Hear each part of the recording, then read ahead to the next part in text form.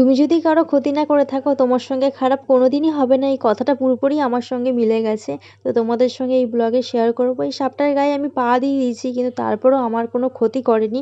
তাই চলে গেছিলাম মা মনসার কাছে ক্ষমা চাইতে। অজান্তে আমি খুব বড় ভুল করে দিয়েছি।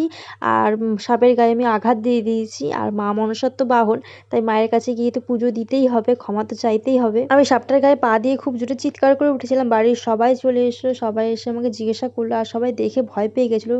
নাকি এই সাপটা খুব বিষাক্ত, কামড়ে দিলে নাকি অনেক বিপদ হয়ে যেত, অনেক বড় বিপদ হয়ে যেত আমার সঙ্গে।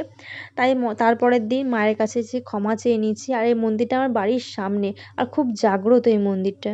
ভিডিও শুরুতেই বললাম যে তুমি যদি কারো ক্ষতি না করে থাকো তোমার সঙ্গে খারাপ কোনোদিনই হবে না, এই কথাটা কিন্তু সত্যি। আর আমার সঙ্গে পুরোপুরি মিলে গেছে এই কারণে, কেন আমি না জেনে শুনে সাপটার গায়ে নিজেকে নিজে খুব বিশ্বাস করি যে আমি কারো কোনোদিন ক্ষতি করিনি। আর জীবজন্তুর তো ক্ষতি করার কথা মাথায় কোনোদিন ভাবতে পারবো না, যে তাদেরকে তারা কথা বলতে পারে না, তাদের ক্ষতি করা মানে মহাপাপ, এটা আমি মনে করি।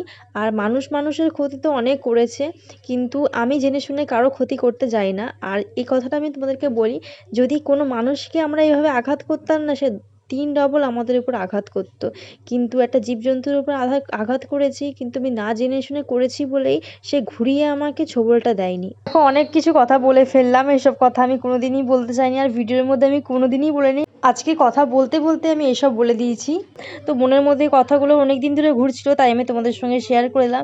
পুজোটা এখানে করে নিচ্ছি, আর এই পুজো করতে তো আমি খুব ভালোবাসি। পুজোটা করে নেবার পরে তারপর দেখো বাইরে একটা মনসা গাছ আছে, সেখানেও মনসা দুধ দিয়ে দিলাম। প্রথমে দুধ দিয়ে দিলাম, দুধটা আমি পরে দিয়েছি, এখানে ফুল দিয়ে দিলাম, ফুল দিয়ে ধূপকাঠি দেখিয়ে দিলাম, আর মায়ের মুখটা তোমাদেরকে দর্শন করিয়ে দিলাম। তারপরে দেখো মা এখানে পুজোটা দিয়ে দিচ্ছে, আর পুজো দেওয়া কমপ্লিট হয়ে গেছে। তো পুজো দেওয়ার পরে আমি আবার তোমাদেরকে ঠাকুরের দর্শন করিয়ে দিলাম, তারপরে চলে এসেছি বাড়িতে।